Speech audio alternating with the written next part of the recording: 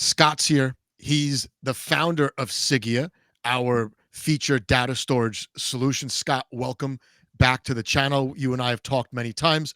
Now we're going to focus specifically on the actual product, the mobile product, the consumer product. Sigea, welcome. Thank you, man. I appreciate it. Yeah, it's a big day for us. We got the bugs are quashed, man. We're soft launching and we're ready to go. I love it so far. You and I have sent files back and forth. I've gone through a couple of iterations with the features. It's ready for consumers to start onboarding.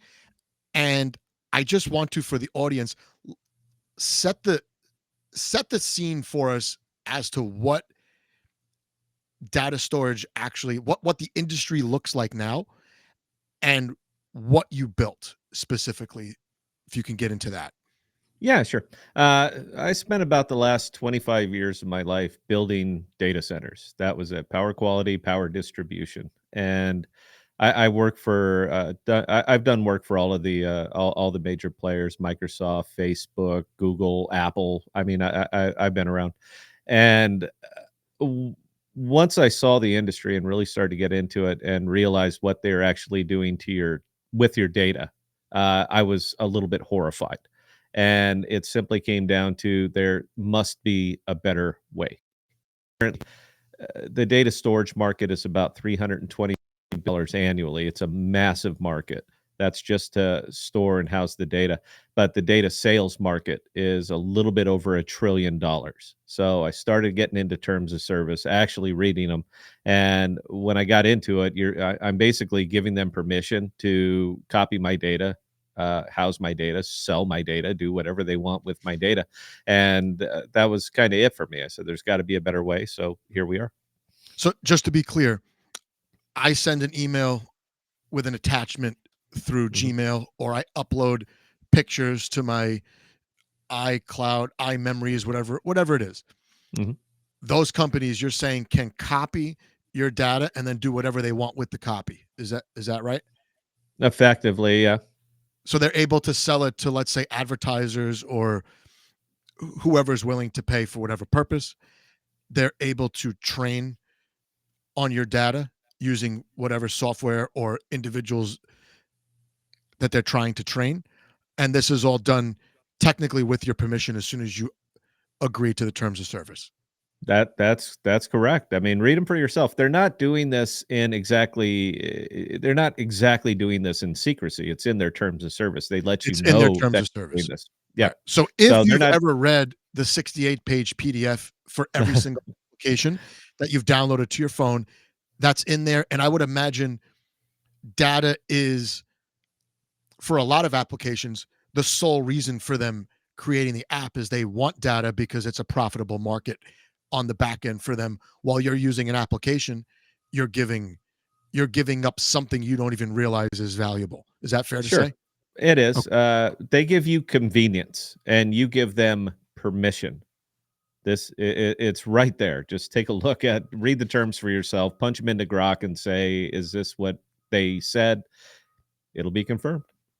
Okay, so we're going to preview Sigea, and I'm going to switch over to this screen here. So this is what it looks like, but before we even get into an overview of how it's used, it's really easy for users. It's actually, I think, as is right now. I mean, I use Google Drive all the time. That's what I primarily use for work. That's what I use just to save things that I want to be able to find later. This is actually a better version, I think, in terms of simplicity for someone like my parents. Maybe they were going to organize photos or doctor's bills or whatever. But what did you build with Sigea that's not currently available, or at least not currently available for the base price of the current cloud providers? I would say the one thing that we're a couple of things, but probably the biggie is that we're the only protocol right now that is offering consumer client-side encryption. Dropbox is suggesting that they will. iCloud is saying that they will. Apple is saying that they will, but we actually do. So client-side encryption is probably the first thing. We can never see your data ever Before it even leaves your device, it is encrypted AES 256 before it even gets to us. So we can never ever see your data. That's why it's so important that you remember your password. I'm going to say that one more time. It's very important that you remember your password. We can't recover it for you because we can't see it. So please remember your password on this. And that's probably one of the big things. The other one that was very, very important to me is file sharing. We have our theoretical limit is about 32 gigabytes for a single file. And that's it. Is if for anybody who's ever struggled trying to share a large file with friends, family, or whatever, we do it push button. I mean, it's no issue. We don't really care how big the file is. Okay, so two things I want to dig into a little bit. The encryption. The Mhm. average user of technology not familiar with encryption. Can you break it down to why this is so important and why it's such a key feature for Sigea? Well, yeah, well, when a file is encrypted, and it really doesn't matter what kind of encryption it is, the average person really can't crack these. But when a file is encrypted, it is, for all intents and purposes, corrupted to anybody who tries to open the file. So if you get encrypted data, you try to open it up, it says file is corrupted, not available, whatever. That's the encryption. There's nothing that you can see there because of for that reason. You absolutely have to have the decryption key to even be able to unlock the file to view the contents. Now, we at Sigea will never have access to your decryption keys. It belongs to you. We don't have it. We can't get it back for you. So it's sticking it in a lockbox and just throwing away the key, and you're the only person who has it. So even though we recognize that there's a clump of ones and zeros there that are effectively this size, we have no idea what's in it. And that was built by design intentionally so that there could be no bad behavior on the back end or compromising behavior on the back end. Is that right? That's exactly right. There's nothing we can do. But on the other hand, something like a Google Drive, there's no encryption there. Or if there No, is, there's a key that the provider can use to get your files, do something with them, even though you've given permission. This is not ideal, right? that would be accurate. Okay. And then you mentioned the sharing, right? Mhm, If I can share my files with you, how mhm. is it possible that no one else can see the files? In other words, the files are being moved or at least permissions being given on the network itself. It seems like there could be opportunity to break into that. Or is the And encryption the barrier? How does that the work? Well, I mean, one, the of course, the encryption is gonna be the barrier, but we're not actually sharing the files, we're sharing the permissions. Okay. So, when I, encrypt a single file, that means I have the key to that file, and I wanna share it with, Joe for Dead Cat. I'm giving you the key. Now, the key still belongs to me, the data still belongs to me. I can set what kind of permissions I want, if I only want you to view it or if I want you to be able to download it, but I'm basically loaning you the key to my Dropbox for that single file and no other file. And how good is the AE 256 encryption? I know you said it You need doesn't really matter. you're gonna need a quantum. About 70 years, or I'm sorry, about 50 years ago, it was AES 128. That was the big one, and it worked. It worked well for about 50 years, but now with the rise of quantum computers, AES 256 was actually implemented to try to get in front of that. Now, if somebody has enough quantum computers and enough time, it's a Turing machine. Eventually, they'll get through that encryption, but is it going to be worth the cost? I guess that's it, because those things are Right. not cheap to run. So they could be they don't know what they're getting into. So it could be just like a picture of your food that they Sure. spent days, weeks, months, tons of. And millions of dollars to open that up so you can see I'm having a pork chop, you bet. Okay. So and then we're gonna look at the actual dashboard, play around with some of the features. You guys will see how easy this is. Um, you mentioned the sharing. Mhm. A note on the speed. How does the speed of upload, download, sharing compare with what currently exists? Well, we're hot storage, and we're hot storage always due to our storage, our Web3 storage layer. So we always operate at hot storage speeds. We don't throttle. We can't throttle. It's basically a wide open freeway anytime you're moving anything around on here. Web3 infrastructure, in other words, the best of crypto tech, the useful part of crypto tech Mhm. is what is underpinning a lot of the capabilities of this. And from the beginning, I remember you were saying crypto is kind of not for everyone, right? And a lot of the stuff with crypto is pretty useless as far as the average consumer customer is concerned. You took the best of that crypto tech, built something that is familiar, to whether it's my grandmother or someone who's basic computer illiterate, and now you've got the best of both worlds. We call that Web 2.5. Yep, and myself and my co-founder Bella. I'm sure you guys have, if you ever seen her before. That was our idea. I've been into Web3 infrastructure for a long time because I did believe that that is the path to bridging the Web3 world and the Web2 world, and it's got to start with the infrastructure. But eventually, you have to build something on the infrastructure. Investing in a strip mall with no stores, that'll only get you so far. So we just started building the stores, and this happens to be the first one. So yeah, I like to think that it's a Web 2.5 app. We're simply a bridge between the Web 2 world, where a lot of money lives, and the Web 3 world that is desperate to onboard consumers. So here we are.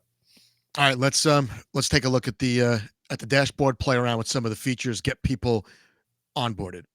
Sure. Here it is. We'll just talk. I'll keep this on the screen for people that are Yeah. watching. I set this up in it took me longer to decide on a password than it took to set this up. And like Scott mentioned, make sure you secure your password. They don't have it. No one can recover it for you. In Web3 terms, it's like your private key. You can't lose your private key. Otherwise, you lose everything. So just secure that password. I set this up in maybe like 8 to 10 seconds. All I used was my email. I gave it a password. Sigea did not collect any of my personal data. And here I am. I've got a nice dashboard here. I uploaded a file, took less than a second, and Scott shared a file with me, and that took all of about a second. Yeah.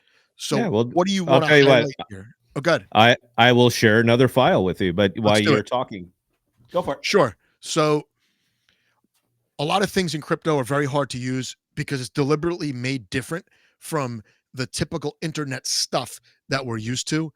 This is made in the style of what the internet looks like, right? If I want to go to a marketplace, I want it to look like Amazon or eBay or something like that. If I want to try a new email provider, I want it to look like Outlook or Proton Mail or Gmail.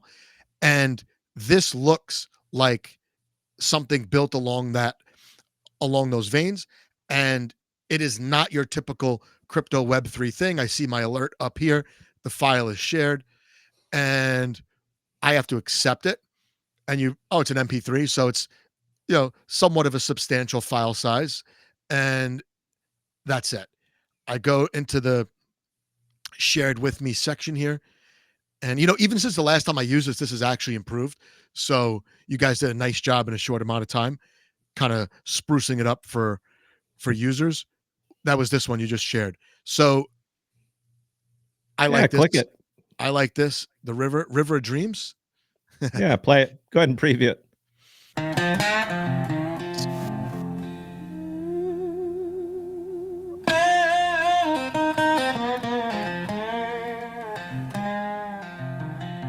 That's it.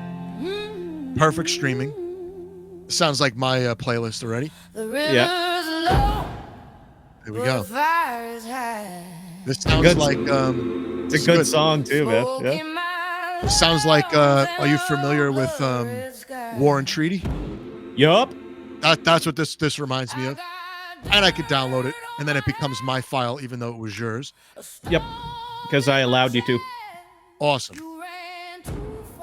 Nice. All right. And I've got I clicked off, but it said encrypted there.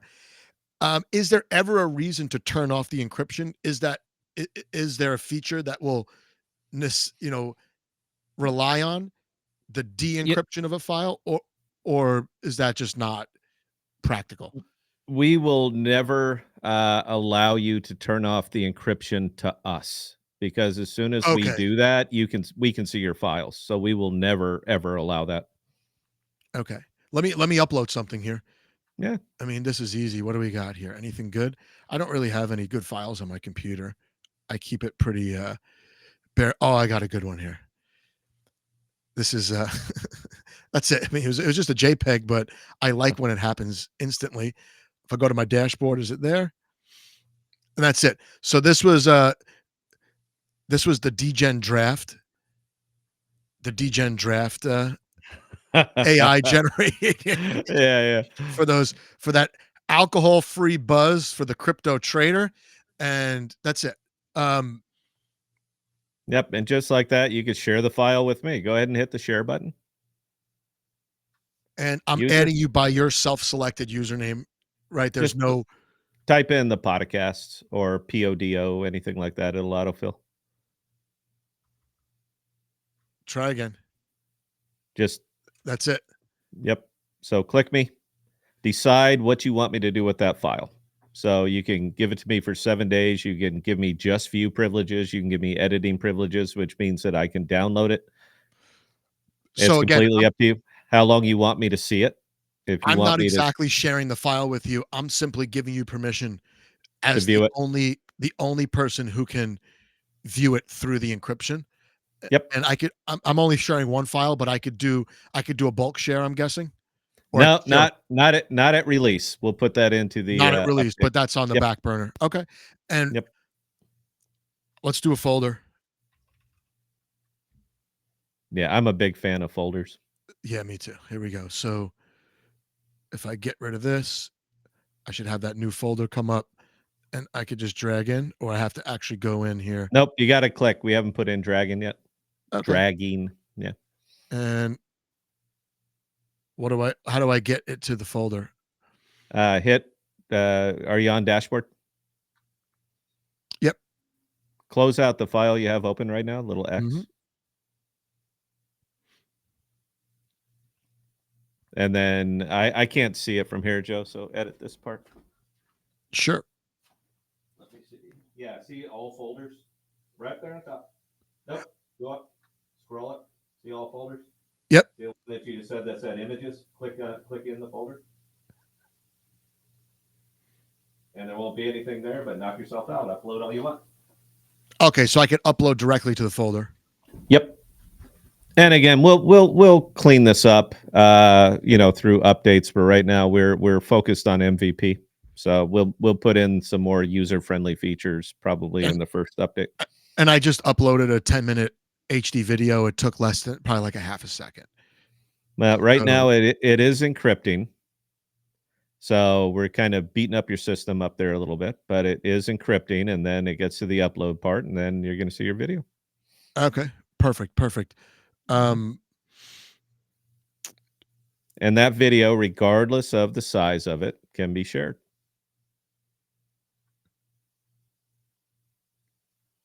it doesn't show up because it's encrypting. Is that right? Yeah, the process is happening right Okay. now. Yeah, we're still. It's So like depending on how big the video is, if it's a gig, it's still going to take a little bit. it was the biggest file on my dashboard. It's like a 10-minute video that I Yeah. streamed a couple weeks ago. Yep. And you let it run, and it'll get there. All right. Talk about I- the what you guys. Let's go back to this, and Sure. we'll pop back. So, all right, and there it is. So definitely less than a minute. Not only did it upload, it was encrypted. Where does my file go now? Where does it live? In other words, who's got the file, so to speak? Well, it runs through us, and it ends up on a decentralized storage protocol. So we only have it for a brief time, and we tunnel it into the decentralized storage protocol. And once it's on the decentralized storage protocol, we as Sigea effectively have very little to do with it after that because it's now a peer-to-peer network. You are talking directly to the storage provider. And you're the bridge to that. You're the app Yep. builder. You're not actually the storage provider, correct? No, we don't store data. Excellent. Okay. All right. What are you offering to customers now? I want to sign up for this. Obviously, it's not much of a sign up. I'm a new customer. What do I get? How much do I pay? And how does that compare to what exists currently? Well, let's see what it is. Click your icon in your upper right. Hmm. You see where it says pay upgrade? That's it. That's what we charge. There's different tiers here. So it's Shield, Mhm. Sigea Shield, 20 gigs, $1 a month. What is it for like Apple or Google currently? And I know they have We're different, they have a different business model completely. We'll talk about that in a sec. But what are they? Is this comparable? we're competitive. We can't match their prices because we can't sell your data to Right. offset the storage costs. So So they're we're a subsidizing little by bit more selling expensive. your data. Yeah. Okay. Absolutely. Yep. For a typical person, I take pictures with my phone, or I do I have some songs. What would be an appropriate one of these two? 20 to 50 gig, maybe? We anticipate 50 gig being our most popular.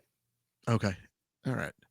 Um, and then maybe like enterprise or like digital creator, something like that is looking at like Yeah. the 500 to 1,000. Okay. Excellent. Yeah. I And personally carry 1 terabyte, but I do a lot of videos and that fills up quick. it's basically what, about 15% off if you're going yearly. Yeah, 16%. All right. Very web 2ish, very, Mhm. very familiar for your typical internet users. It's easy. I gave up no data. Whatever I did give up, Sigea doesn't store. The files are encrypted with a military grade encryption protocol, and it lives on this decentralized cloud. Okay. Yep. What am I missing here? Well, the interesting part about this is we accept PayPal, we accept credit cards. Uh, Obviously, we're going through a third party on this one because Mhm. we can't know who you are. All we know is we get a confirmation that account XYZ is paid, but not by who. So once the account is paid and you're brought up to speed, we have to trade a portion of what you paid so that we can buy DPIN tokens so that we can pay the DPIN protocols that we're actually using. So the interesting part here is that every single one of our consumers, Sigea Cloud consumers, become crypto investors, but not really, because the money that comes in never leaves the ecosystem. We are literally building a circular, healthy ecosystem with external revenue so that we can uh, pay for the DPIN that we're using. So we take it, we swap it for the appropriate amount of tokens. We deliver those tokens to the protocol. They provide a service to us, and it just keeps going round and round. So the tokens that we buy never get sold; they get used the way it was intended to be.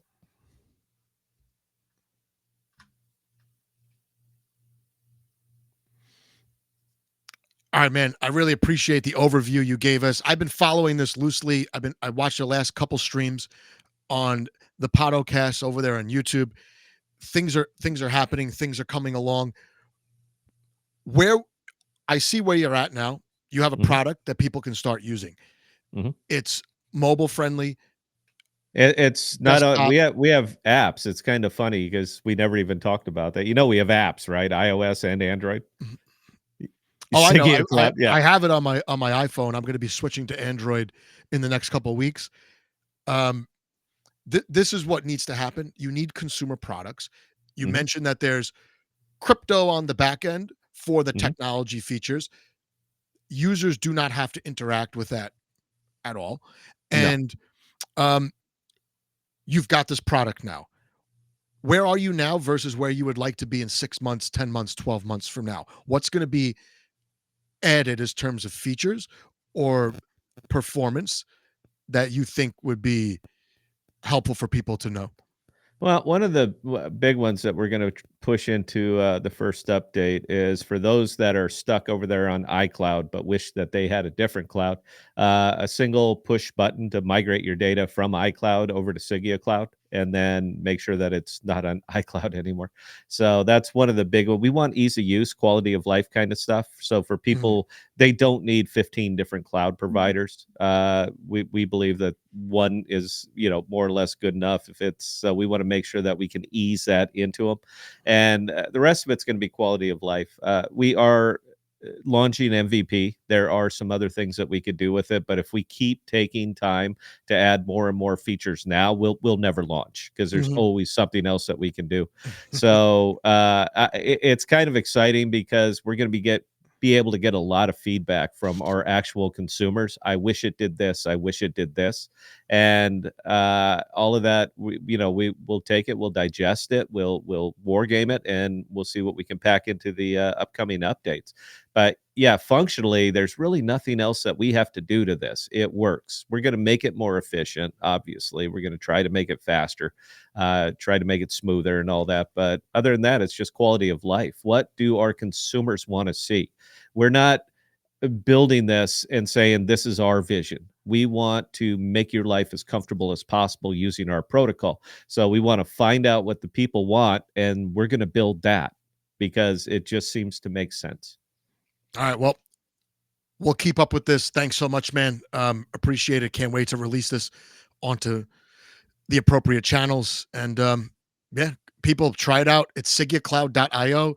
Took me 10 seconds to make an account. And I've got 2 gigs here that I could play around with. And then, of course, the options to upgrade. So thanks a lot, man. Thank you very much.